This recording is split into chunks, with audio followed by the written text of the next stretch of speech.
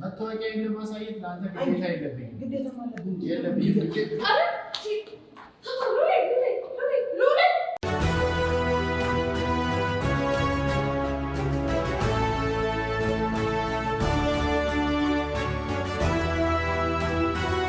አይ ቲንክ ሊወጡ ነው መሰለኝ።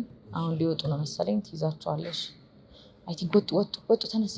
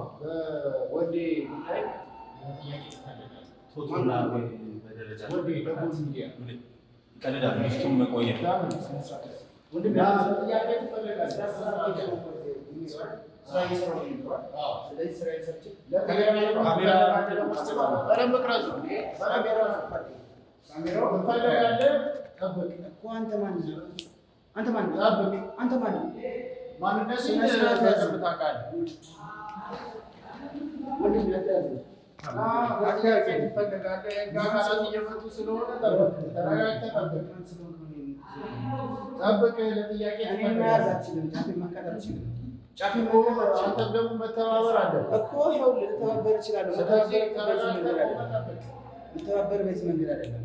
ሰምተኛ ጭንቅላት ይሰራል። ስለ ጓደኛዬ ነው እያወራኝ። ለጥያቄ ትፈልጋለህ? አንተ ማነህ የምትፈልገኝ? በቃ ለጥያቄ ትፈልጋለህ? ትንሽ ደቂቃ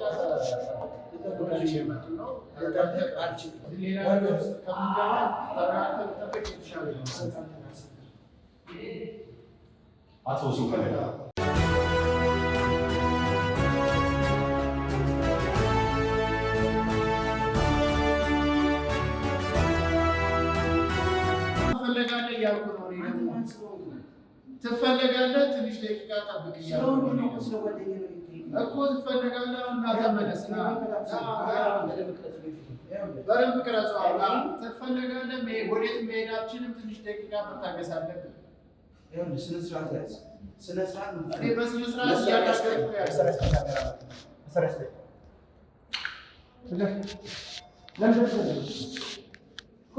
ለጥያቄ ትፈልጋለህ? ስለዚህ መሳሪያ አንተ ማነህ?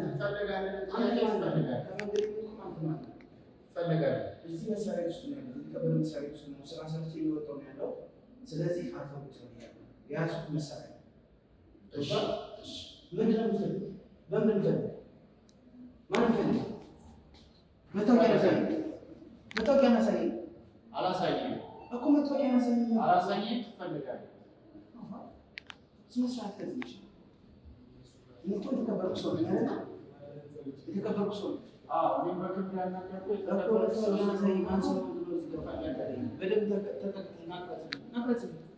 በደንብ አሁን መታወቂያ ማሳየኝ ነበር። መታወቂያ ነው። መታወቂያ ለማሳየት ለአንተ ግዴታ የለብኝም። ግዴታ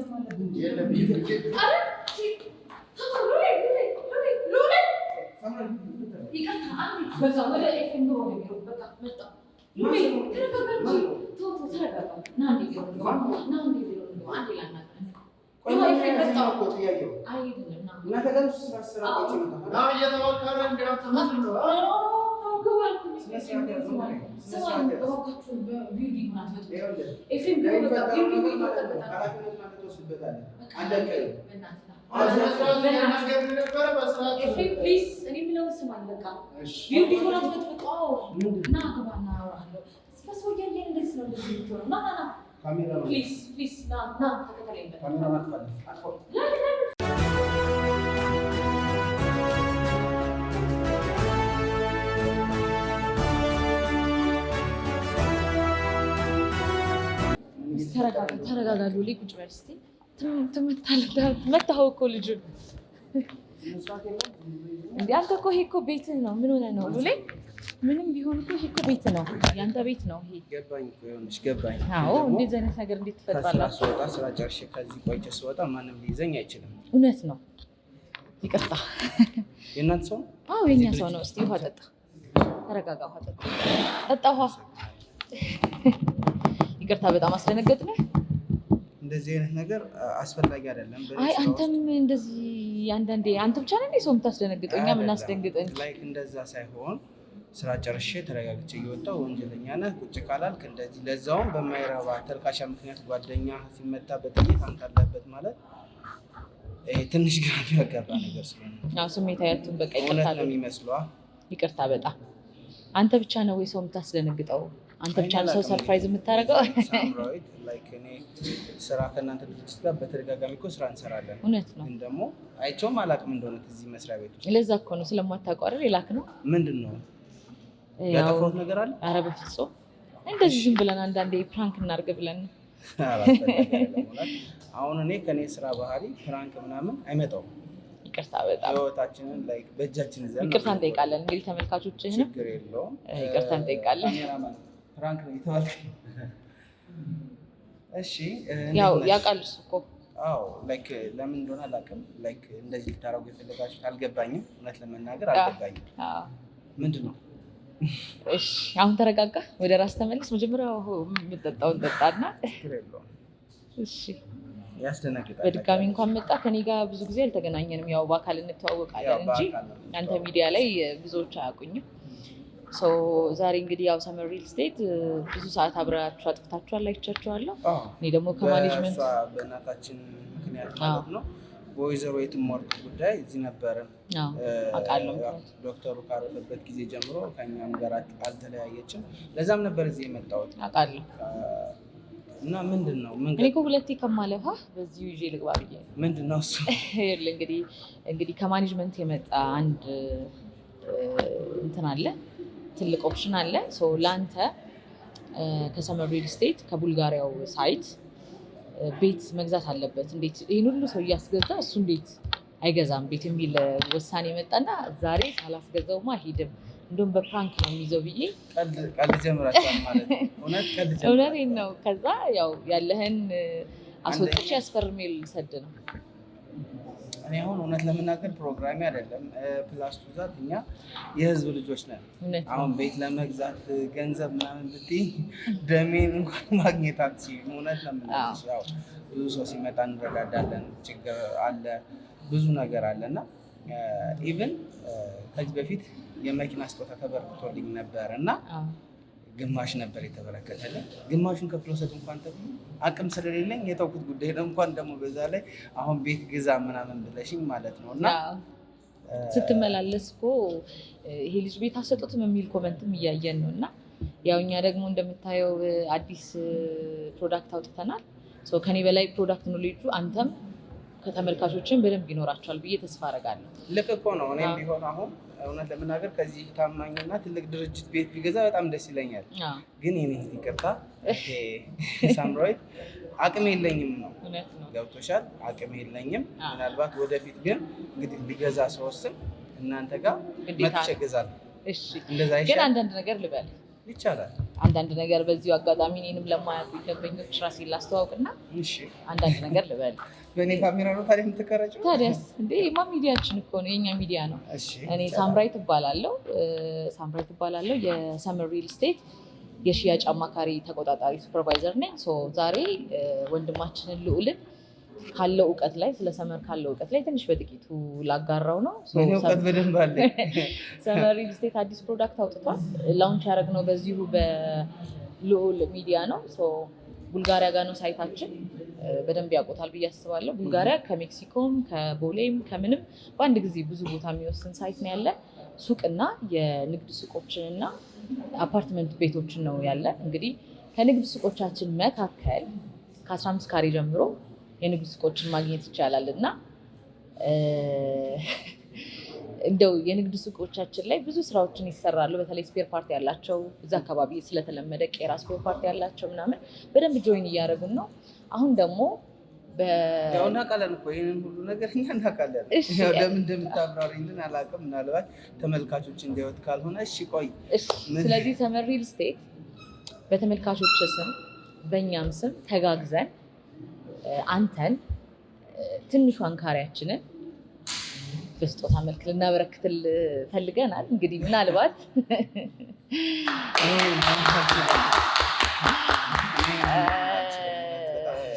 ያው እንግዲህ ቅድመ ክፍያውን ነው እኛ የምንከፍለው። እዚህ ጋር ምን ይላል? ባለ ሀገር ለሀገር ይላል ሎጓችን አይደለ? ስለዚህ የአንተ ተመልካቾች ደግሞ ቀሪውን ክፍያ ሉልን እያሉ ከመጡና ቤት ከገዙ ሁላችንም ተባብረን በሀገር ላይ ንብረት እንድትይዝ እናደርግሃለን ማለት ነው።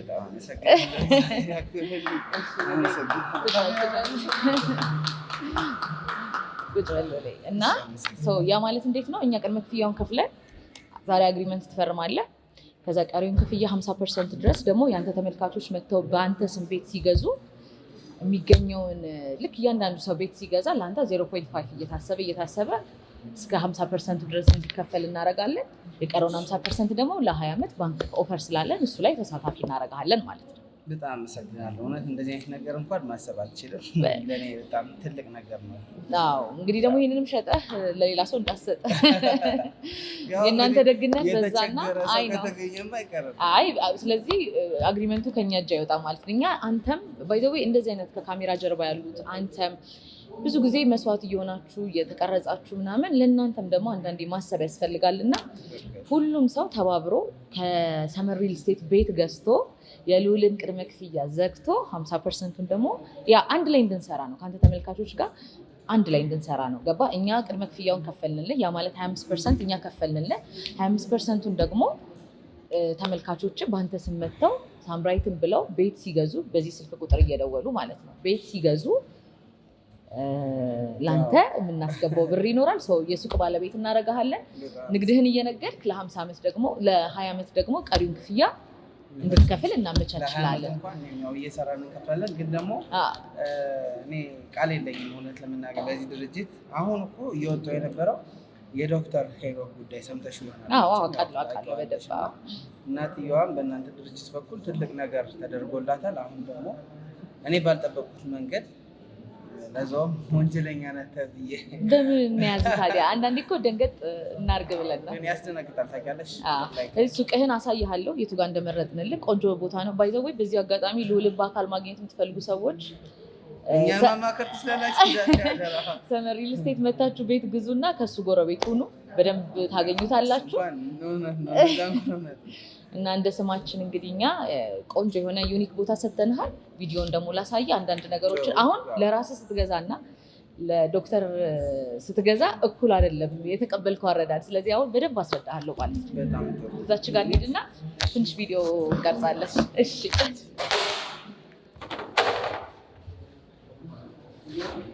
እንዴት ነው ግን ያለ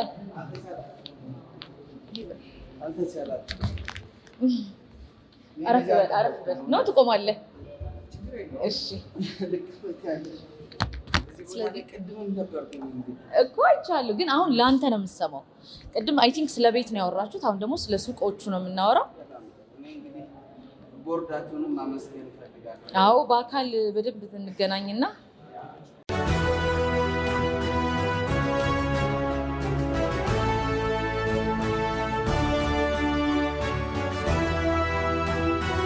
ድንጋጤ ይለቀዋል ብዬ ተስፋ አደርጋለሁ። በደንብ ታዳምጠኛለህ፣ አታስደግመኝ። እሺ እሺ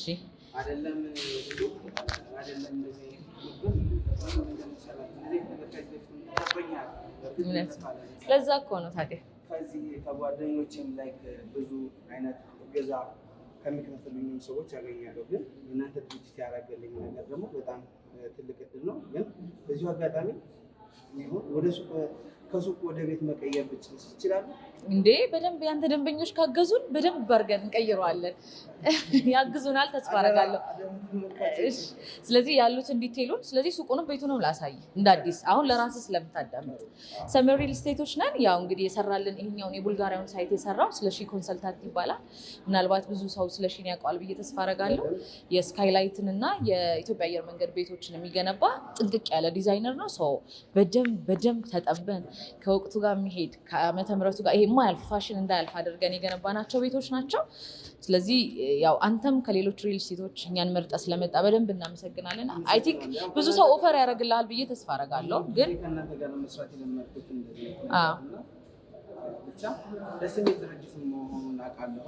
እኛም ስላመንከን ስለመረጥከን ስለወደድከን ተመልካቾችህም ስለወደዱ እናመሰግናለን።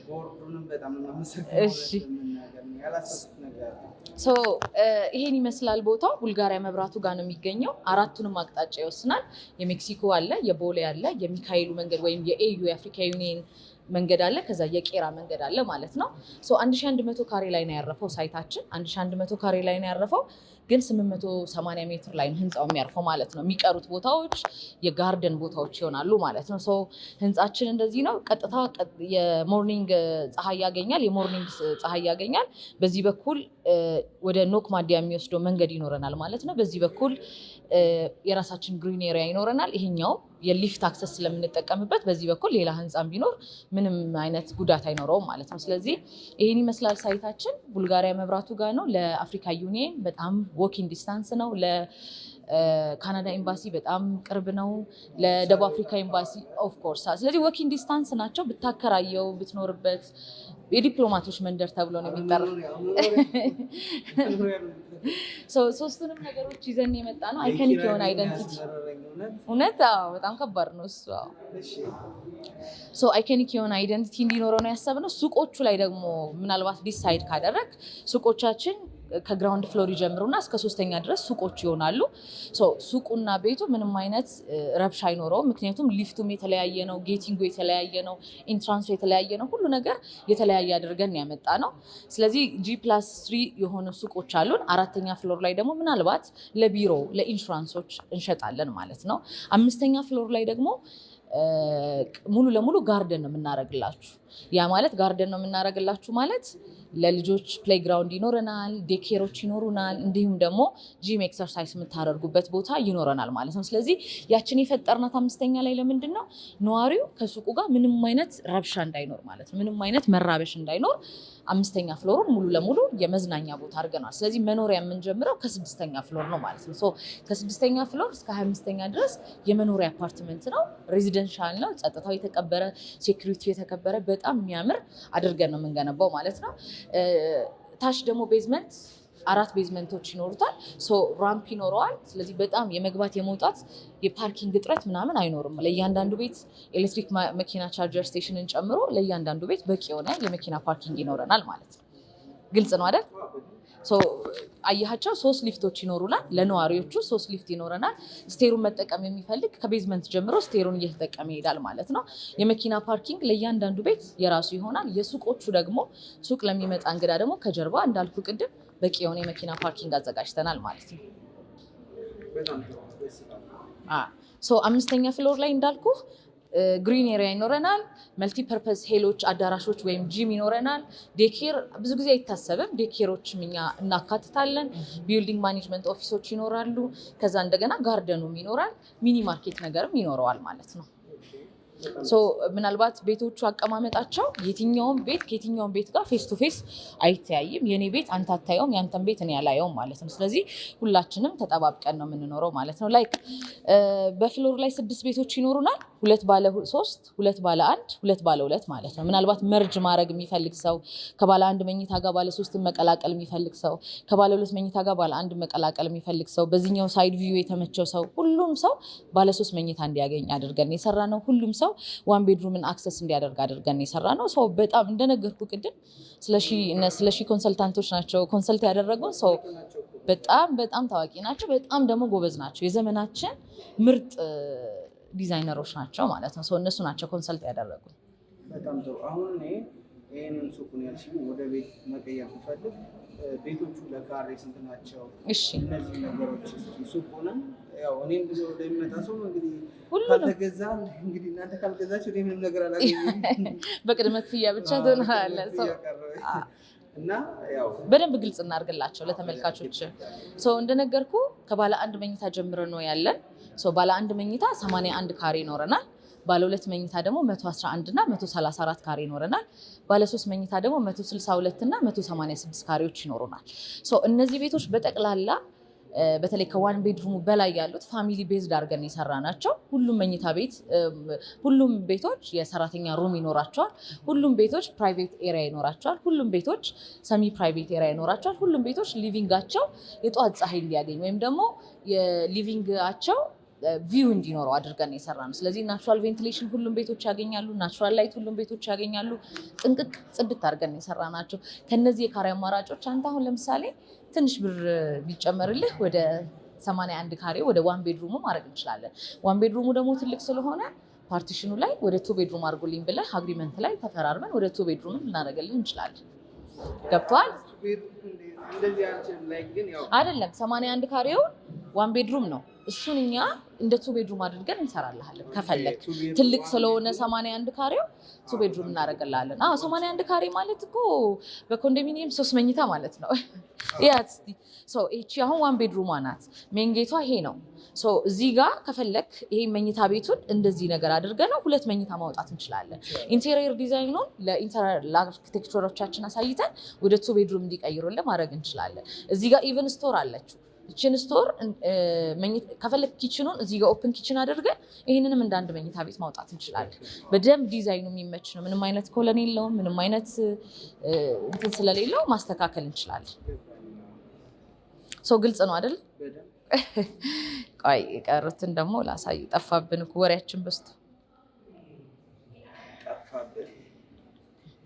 በዚሁ አጋጣሚ እንግዲህ የሉሌ ተመልካቾች፣ የሉሌ ቤተሰቦች ሉሌን ተባብረን የቤት ባለቤት እናድርገው።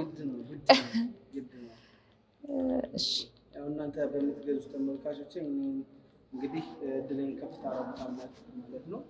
ያው እዚህ ጋር እንደምታዩት የቤቶቹ ፕላን ጥንቅቅ ተደርገው የተሰሩ ናቸው።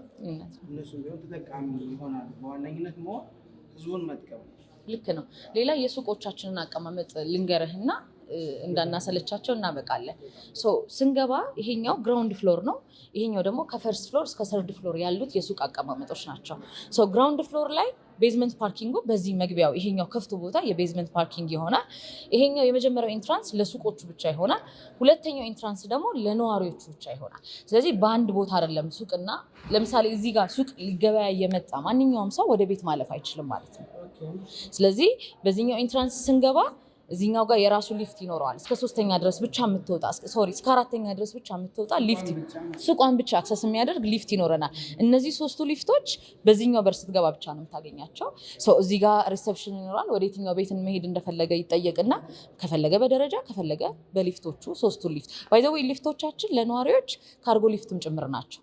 ይህን ሶፋ መጫን ቢፈልግ 2 ሜትር ከ20 በ2 ሜትር ከ50 ነው እና በጣም ትልቅ ሊፍት ይጭናል። እቃ ይጭናል፣ ፍሪጅ ይጭናል። በደረጃ ምንም አይነት እቃ እናጓጉዝም። ካርጎ ሊፍትም መሆን ይችላል ማለት ነው። እችኛዋ ሊፍት ግን 4ኛ ፍሎር ላይ ስትደርስ ታቆማለች። ለምን ተሳስቶ ሌባም ሊገባ ይችላል። ተገበያ ይመስሎ ሰው እዚህ ጋር ያቆምልናል ማለት ነው። ሱቆቹ እነዚህን ይመስላሉ። የራሳቸው ሽንት ቤት ይኖራቸዋል። በየፍሎሩ የሱቆቹ ሽንት ቤት ይኖራል። 25 ካሬውን ነበር ላንተ ያሰብነው። ምናልባት ደግሞ ተነጋግረን ወደ ቤት የምንቀይረው ከሆነ ደግሞ እንቀይረዋለን። እነሱም በደንብ በሚሰጡት ተሳትፎ ያንተን ቤት እንወስናለን ማለት ነው። ከዛ ተመልሰን በምስጋና ቪዲዮ እንመጣለን።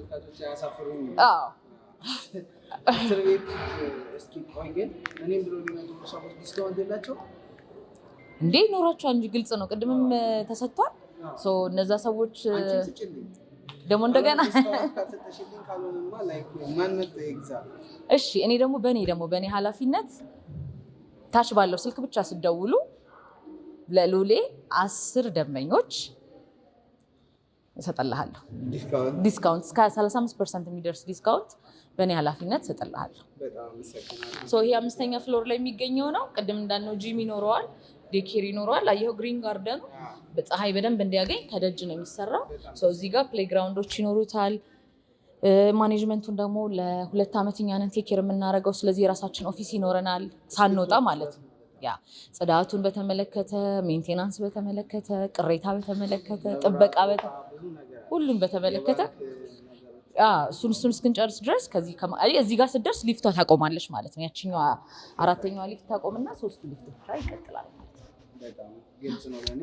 አዎ እስኪ እንደው በምን ያክል ፕራይስ ነው ላይክ ለደንበኞች የሚታቀርቡት እነዚህን ቤቶችን ሱቆችንም ብትገልጭላቸው? እንግዲህ ሉሌም ብሎ ለሚመጣ ደንበኛ 10% ነው የቀነስኩት። 400 ሺህ ብር ሲሸጥ የነበረው የግራውንድ ፍሎር ሱቅ በካሬ 350 ሺህ ብር አደርግልሃለሁ።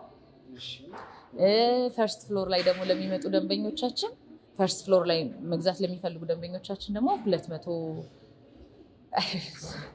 300 ሺህ ብር አደርግላቸዋለሁ። አይ ይበዛል። ኧረ ታባረኛለህ።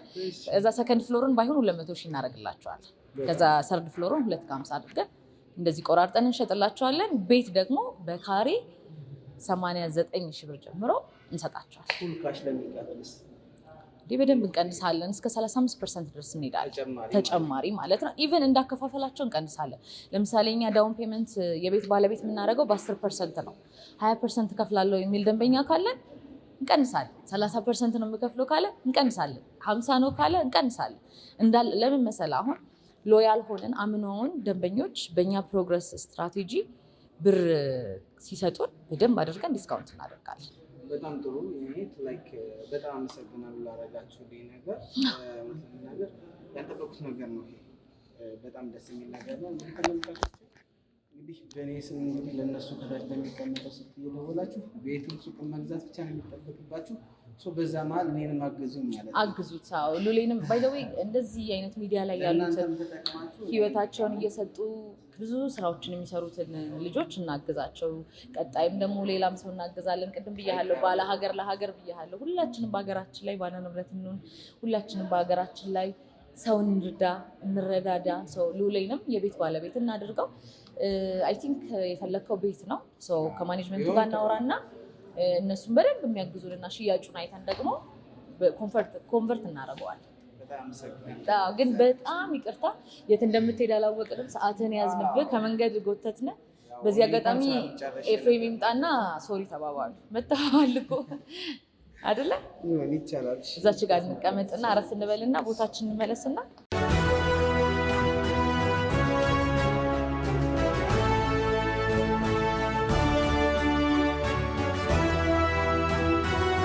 ሰው ያላሰበው ቦታ ይውላል፣ ለበረከት ይሆናል። እንግዲህ አሁን ቡናውም እየተፈላ ነው፣ ሞቅ ሞቅ እያለ ነው። ለመናገር አልጠበኩም ማለት ያው እንደዚህ አይነት ነገር ገጥሞኝ አያውቅም። ፕራንክ ምናምን የሚባል ነገር ገጥሞኝ አያውቅም። እውነት ሲሪየስ ነኝ፣ ስራ ላይም ሲሪየስ ነኝ። ተመልካቾችም ያውቁኛል። በዋነኝነት ግን ያው እንደናንተ ድርጅት ደግሞ ለተደረገልኝ ነገር በጣም እውነት ከልቤ ላይክ ቃል የለኝም። አመሰግናቸዋለሁ። ማሰባችሁ በራሱ ለእኔ በቂ ነው። ያው የህዝብ ልጆች ነን። ስራ ሰርተን ነው ወደ ቤታችን የምንገባው። ነገር በህይወት እንቆይ አናውቅም፣ ግን መታሰቡ ብቻ ለእኔ ከምንም ነገር በላይ ነው እና በጣም አመሰግናለሁ አንቺንም እህቴ በዚህ መንገድ ላይ ስላልሽኝ። ሌላው ነገር ትንሽ አንዳንድ ነገሮችን ብታወራቸው እኔን ብለው የሚገዙ ሰዎችስ እንዴት ነው ዶክመንታቸው ሊፈርሙ? አንተ በላይ እነሱን ነው የምትጨነቅላቸው። ኦፍኮርስ የሚጨነቀው ለእነሱ ነው። ስለ ዶክሜንታቸው እንዴት ልትልኩላቸው ትችላላችሁ? ክፍያ መንገዶችን ብትነግራቸው ደግሞ ሞራሪ ነው። ያው እንግዲህ በተለይ አገር ውስጥ የሌሉት ደንበኞቻችንን የምናስተናግደው በዲኤችኤል ነው። ባሉበት ሆነው ቤት እናስመርጣቸዋለን፣ በቪዲዮ ኮል እናወራቸዋለን። ምናልባት ተወካይ ካላቸው ተወካያቸውን ይልኩና ያለውን ካምፓኒ ባክግራውንዱን ያለውን ፕሮዳክታቸውን ምናምን እንወስድና ከዛ ላይ ስንስማማ እነሱ በሚፈልጉት ሀገር በሚፈልጉት ሰዓት ቤታቸው ድረስ በዲኤችኤል እንልክላቸዋለን። ፈርመው መልሰው ይልኩልናል።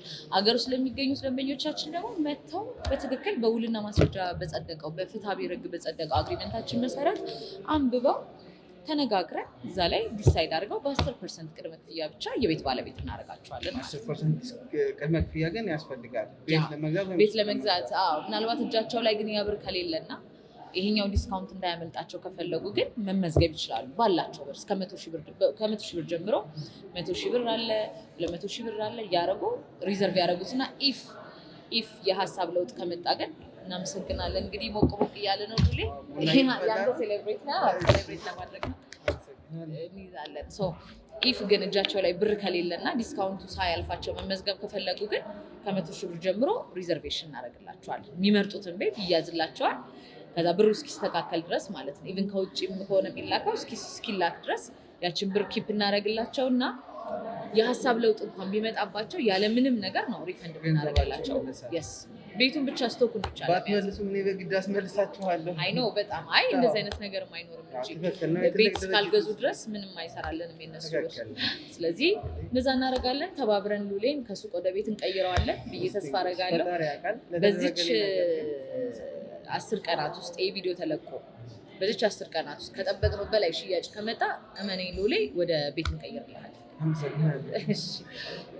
እኔን ማግኘት ደግሞ ቀጥታ ከፈለጉ ሳምራይት እያሉ ታች ባለው ስልክ እየደወሉ ልክ እንዳንተ ሆኜ አስተናግድላቸዋለሁ። በጣም አመሰግናለሁ። እግዚአብሔር ያክብረልኝ። እናንተንም ድርጅቱንም አመሰግናለሁ በጣም ለተደረገልኝ ነገር። ኤፍሬም ምን ያልሽው ልጁ እንግዲህ ይቅርታ ቢጠይቀኝ ነበረ ወይ ደግሞ ይቅርታ ብንጠያየቅ ወደ ቢሮ ደነገጠ እኮ አንተ መታኸው እንዴ? ቀልድ ነው እንዴ? መሳሪያው የተደናል ና እንግዲህ ቅቅልህን ምናምን ትበላለህ። ይቅር ኮንግራቹሌሽን አስደነገጥከኝ። ደስታ እኮ ያስደነግጣል። ያንተ ምትለው እንጂ እሱን ጎዳኸው። ግን በእውነት አይደለም ላይክ በጣም ደነገጥኩ። በማየት እኮ መሰለኝ፣ ግን ደግሞ መጥቶ መርማሪ ነው መሰለኝ እና ማንን ላኩብኝ ደግሞ መርማሪ ደግሞ መታወቂያ ስትለው የለኝም ማለት ነው። ደወል ሲል ወንዴ ምናምን ሲለኝ ደነገጥኩ። ይሆን በቅርቡ ነው ጓደኛችን። እኔ እኮ ባለፈው ለእሱም የተደረገለትን ሰምተህ የለ? በአንቺ በኩል ይሁን አይሆን ያላውቅም፣ የተደረገለት ነው እንጂ የማውቀው። እንግዲህ ያው ይቅርታ አድርጌልሃለሁ። አመሰግናለሁ። ድርጅታችሁንም ማመስገን እፈልጋለሁ እና እግዚአብሔር ያክብራችሁ። ለእናንተም ቢሆን በቃ ጥሩ እድል ነው የምመኘው። መስሪያ ቤቱ እንግዲህ በጣም ታማኝ የሚባል መስሪያ ቤት ነው። ተመልካቾቼ እሱን መናገር እፈልጋለሁ። ትረስቴሽን ምናምን እንዳያስበው። በየትኛውም ጊዜ እንግዲህ ከዚህ ድርጅት ቤቱን ሱቅ መግዛት ትችላላችሁ። አሁን ደግሞ የሰጡት ሳይት የኔ ጎረቤት መሆን የምትፈልጉ ሰዎች ከቡልጋሪያ አይደል? ቡልጋሪያ ጋር ነው። ቡልጋሪያ ጋር የመጣችሁ ብዙ ያው እሱም ማለት እፈልጋለሁ ማለት ነው። የመጨረሻ ሀሳብ ማስተያየትም ካላችሁ ስጡና እናጠናቅረን። ያው በጣም ይቅርታ ሰዓትን ስለያዝንብን። እንግዲህ ውድ የልዑል ቤተሰቦች እንግዲህ ያው የእውነት ለልዑል መርዳት የምትፈልጉ ሁላችሁ እናንተም የቤት ባለቤት ሁኑ። ሉሌንም ቤት ባለቤት እናድርገው፣ እንረዳዳ። በሀገራችን ላይ ሁላችንም ባለ ሀብት እንሁን እላለሁ። በዚህ አጋጣሚ እንግዲህ 10% ብቻ ነው ያደረግነው ቅድመ ክፍያ። በዛ ላይ ደግሞ ቦታው የዲፕሎማቶች መንደር ነው። እድሉን ተጠቃሚ ሆኑ ብዬ ሁሉንም ያንተ ተመልካቾች ጋብዛለሁ። ለሰጠህን ጊዜ እጅግ አድርገን እናመሰግናለን። እኔንም ማመስገን ያለብኝ እግዚአብሔር ያክብራችሁ። እናመሰግናለን። እንግዲህ የቀሩትን ክፍያዎች እንግዲህ እኔም እየሰራው እነሱም እየገዙ እንግዲህ ተጋግዘን አሳካዋለሁ የሚል እቅድ አለኝ። ተመልካቾቼ ደስ ብሎኛል። ደስ ይበላችሁ። እንግዲህ ዛሬ የተደረገልኝ ነገር በጣም ትልቅ ነገር ነው። ያው ብቻ ለጓደኞቻችሁ ለወዳጆቻችሁ ሸር እያደረጋችሁ እንግዲህ ለብዙ ሰው አዳርሱልኝ። ከዚህ ድርጅት ትርፋማ መሆን እንደሚችሉ በዚሁ አጋጣሚ ማሳወቅ እወዳለሁ። ሸር ላይረሳ፣ ሰብስክራይብ ላይረሳ። እንግዲህ አመሰግናለሁ ማለት ነው። እግዚአብሔር ይስጥልኝ።